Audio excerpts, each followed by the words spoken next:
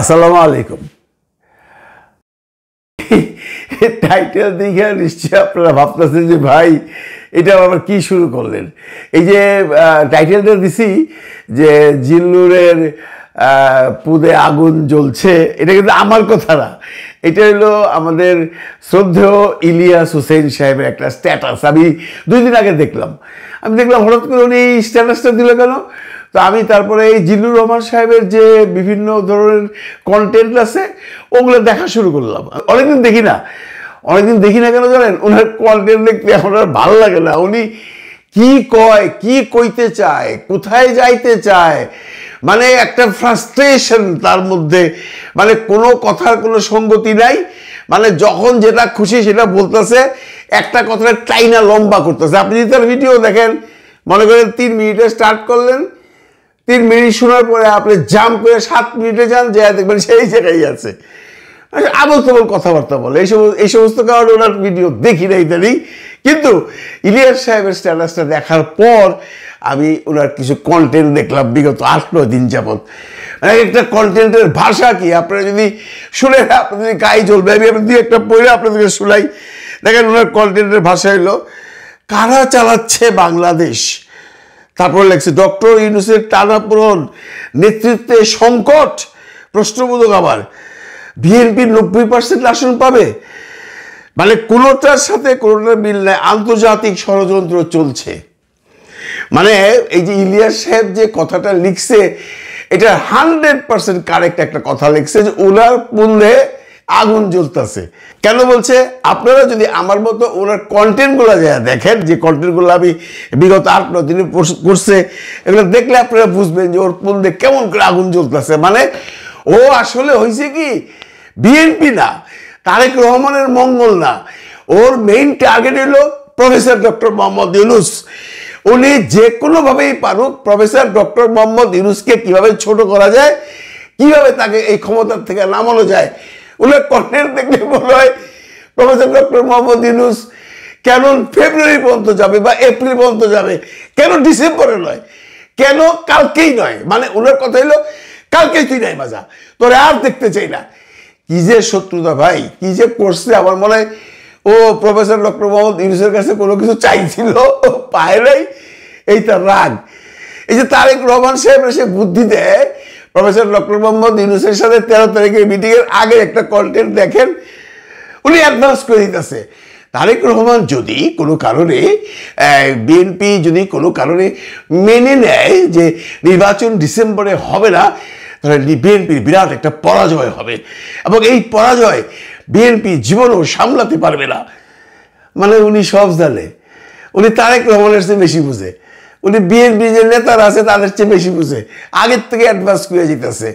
এবং তার যে জলনিটা কেন এটা পিছাইলো, আমি তো বললাম তার মূল টার্গেট হইল কালকে সকালবেলায় যেন প্রফেসর ইউনূস চলে যায়, তো তারেক রহমান আসুক, মারেক রহমান আসুক, যে ইচ্ছা সে আসুক, প্রফেসর ইউনূস সে দেখতে চায় না। এর মধ্যে আবার মাঝে মধ্যে আঙ্গুল দেয় এনসিপিরে, মাঝে মধ্যে আঙ্গুল দেয় জামাতরে। ওদের একটা কন্টেন্টে দেখতেছিলাম, বলতেছে জামাতের যদিও কোনো ভোট নাই, কিন্তু ওকে কেন দাম দেয় প্রফেসর ডক্টর মোহাম্মদ ইউনূস। আরে মিয়া ভাই, জামাতের ভোট নাই না ভোট আছে টের পাইবেন। আপনি তো পড়ে রয়েছেন মেয়ে, সেই যে আজ থেকে 16 বছর আগে জামাত যখন বিভিন্ন দলের সাথে গাঠবন্ধন করে ইলেকশন করতো, সে দ্যাট ডেজ ইজ গন। আচ্ছা, আমরা জামাতের আলাপ বাদ নেই, আমরা ওনার পুণ্যে কেন আগুন জ্বললো এইটা নিয়ে আলাপ করি। বেসিক্যালি এই লোকটা ফ্রাস্ট্রেশনে আছে। মানুষের যখন ফ্রাস্ট্রেশন থাকে না, তখন মানুষ আবল তবল বকে।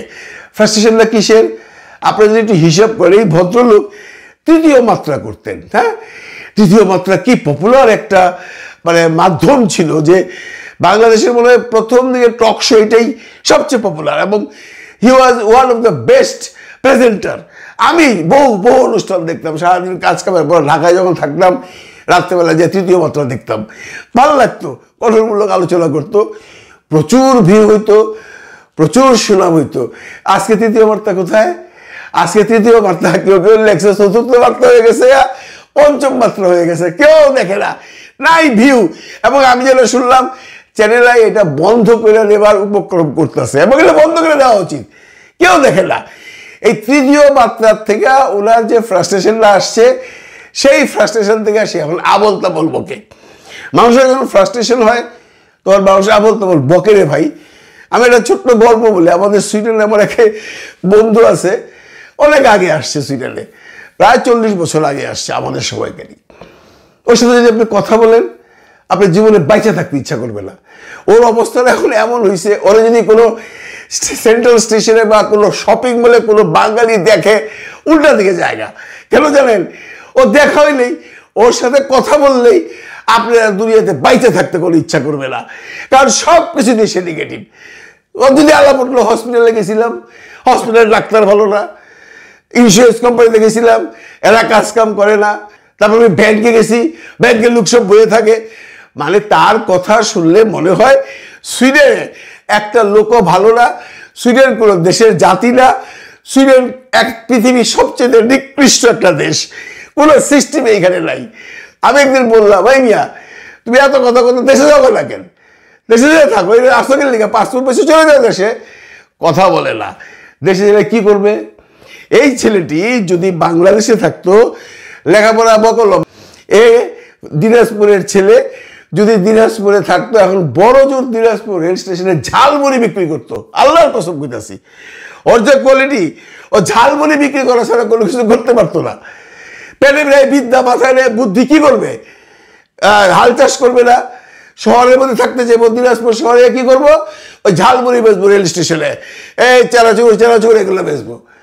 সেই ছেলে সুইডেনে আছে রাজার হালে, আজকে প্রায় 15 বছর যাবৎ সে সিক পেনশন পাইতেছে। মানে সে সিক, তার কোনো চাকরি নেই, সে ওই টাকা দিয়ে চলে, মানে ভালো একটা অ্যামাউন্ট পায় সিকের জন্য। তারপরেও তার ফ্রাস্ট্রেশন কেন জানেন? ওই যে বেকার, ও যদি কাজ করতো, 8 ঘন্টা চাকরি করতো, যে কোনো চাকরি করুক, প্রথম জীবনে বোধহয় 4-5 বছর করছে, এরপর থেকে এসে সিক, তাহলে কিন্তু সে এগুলো বলতো না। তার এগুলো আসলে ফ্রাস্ট্রেশন থেকে আসে, সুইডেন সম্পর্কে খালি বদনাম করে, সুইডেনের সব কিছু নেগেটিভ। এই রূপটাই জিল্লুরে ধরছে, ওর সব কিছুতে নেগেটিভ। প্রফেসর ইউনূসের আমলে বাংলাদেশে কোনো ভালো কাজ হচ্ছে না। জিনিসপত্রের দাম বেশি, যদিও মিশা কথা কয়, আপনি দেখেন ও এইবারও বলছে জিনিসপত্রের দাম বলে বেশি, জিনিসপত্রের দাম বেশি, কোনো বিনিয়োগ নাই, কোনো মানে মানুষের মধ্যে কোনো শান্তি নাই, চারিদিকে অশান্তি, মব সংস্কৃতি আরো তো 2 দিন ধরে বানাইতেছে। ওই যে আমাদের LRC পাইছে মজা, ডেলি ভিডিও বানাইতেছে, মব সংস্কৃতি চলতেছে, মানুষ সব পাগলের মতো হয়ে গেছে। মানুষ এখন নির্বাচন চায়, বাংলাদেশের মানুষ এখন নির্বাচন চায়। নির্বাচন না হলে বিনিয়োগ আসবে না, বিনিয়োগ না আসলে দেশ উন্নতি হবে না। মানে তার কথা হলো প্রফেসর ডক্টর মোহাম্মদ ইউনূস এই 10 মাসে কিচ্ছু করে না, সংস্কারের নামে খালি কমিটি করছে। আরে মিয়া ভাই, সংস্কারের নামে কমিটি করছে, সংস্কার কমিটি কাজ করতেছে না। আপনি যেমনি বলছেন মব সংস্কৃতি আর এই যে দেশে অশান্তি সৃষ্টি, আপনি তো খুব ভালো একজন ছাত্র, জার্নালিজমে পড়ছেন, ফরাসি বিপ্লবের দিকে একবার তাকান না বন্ধুরা। 1789 সনে ফরাসি বিপ্লব হয়েছিল। সেই ফরাসি বিপ্লবে 1793 পর্যন্ত চারিদিকে এই যে আন্দোলন বিরোধীদের খুন খারাপি হয়েছে। সেই আন্দোলন চলতে 1799 সনে, মানে 10 বছর পরে নেপোলিয়ন বোনাপার্ট এসে সামরিক শাসনের দেশকে ঠান্ডা করছে। মানে 10টা বছর দেশে অশান্তি ছিল, একটা সভ্য জাতি। আমাদের দেশ মাত্র 1 বছর হয়েছে। টুকটাক মব হচ্ছে, আমি সাপোর্ট করি না, মব বন্ধ হচ্ছে, সরকার কিছু করছে না বললে ভুল। এটা এমন একটা সেন্সিটিভ ব্যাপার, সরকার কোন পথে যাবে, সরকার তো বলেছে করবেন না, তারপরে করতেছে, অ্যারেস্ট হইতেছে। এইগুলো সব ইউনূস সরকারের দোষ। ইউনূস সরকার এইখানেও ফেল, ফাইন্যান্সিয়ালি ফেল। একটা ভালো কাজের কথা সে ইউনূস সরকারের কথা বলবে না। একটা ভালো কাজের কথা যদি বলতো তাও লোকটা আমি একটা সেলিউট জানাইতাম। ইউনূস সরকারের কোনো কাজ ভালো না। মাঝে মধ্যে বসে কয় উনি নোবেল লরিয়েট, একটু সম্মান দিয়ে কয়ে আবার পুঙ্গা মারে, বুঝছেন না? এই লোকটা আসলে মানসিক অশান্তিতে ভুগতেছে। আমরা সবাই জানি দেশে এত বড় একটা রিভলিউশনের পর, এত বড় একটা বিপ্লবের পর 10 মাস হয়ে গেছে, সেই পরিমাণ কাজ হয়তো হিসাব করতে পারতেছে না। কারণ যেটুকু করা দরকার সেই পর্যন্ত না গেলে উনি তো করছেন, উনি তো কাজ চালিয়ে যাচ্ছেন। এটা কি রাতারাতি হওয়ার জিনিস? এই জিল্লু সাহেব, রাতারাতি সংস্কার হয়ে যাব, রাতারাতি বিচার হয়ে যাব? বিচার শুরু হয়েছে না, শেখ হাসিনার বিচার তো অলরেডি টেলিভিশনে দেখাচ্ছে, তো হচ্ছে না কোথায়? আপনি ভিতরে এত ফ্রাস্ট্রেশন কেন? আর আপনি আমার বলতেছেন বিএনপি শেষ, বিএনপি সমঝোতা করলো, বিএনপি একদম ভ্যানিশ হয়ে যাবে। বিএনপি আপনার বুদ্ধিতে চলে না, তারেক রহমানের বুদ্ধি আপনার চেয়ে কম। তারেক রহমান ঘাস খাইয়া এই জায়গায় আসছে, তারেক রহমানের লোকজন সব ঘাস খাইয়া এত বড় একটা দল অর্গানাইজ করে চালাইতেছে। মিয়া আপনি যে কইছিলেন আপনি পুন জ্বলতেছে, আসলে আপনি পুন দিয়ে আগুন লাগছে, ফায়ার ব্রিগেড লাগান। মিয়া পাগল হয়ে গেছেন, আর নয়তো ইউটিউব ছাড়েন, দেখেন না আপনি ভিউ দেখেন না? এই মিয়া আপনি ভিউ দেখেন না? আপনি আপনার অতীতে কন্টেন্টগুলো দেখেন, আর ইদানিং কন্টেন্টগুলো দেখেন, আর এই যে কমেন্টগুলো দেখেন কিভাবে মানুষ আপনার গাইল দেয়। মানে কি আবল তেবল আপনি পাগল হয়ে গেছেন, ছাগল হয়ে গেছেন, ভালো লাগে এগুলো শুনতে? আবার বলে আমি যা বলবার সেটা বলে যাব, আপনারা কেউ আমাকে সমর্থন করেন আর না করেন, কেন সমর্থন করতে ভাই? কেন করবে আমাদের বোঝান। আপনি লিগাল কথা বলেন, হ্যাঁ ইউনূস সাহেবের ব্যর্থতা 2-4টা যে নাই আমি বলছি না, আপনি তার সাথে তার সফলতার কথাগুলো বলেন। টিটকারি মেয়েরা বলেন উনি 10 মাসে 11 বার বিদেশ সফর করেছেন, এটা একটা বিশ্ব রেকর্ড। হ্যাঁ, প্রবলেম কি? আপনার কি উনি হুদায় গেছে? মিয়া ফাইতে মারেন। আসলে একজন কমেন্ট করছে সবচেয়ে ভালো, ইউনূস সাহেবের সবচেয়ে বড় দোষ আপনাদের স্বাধীনতা দিয়ে দিছে, আপনাদের যা ইচ্ছা তাই বলবার অধিকার দিয়ে দিছে।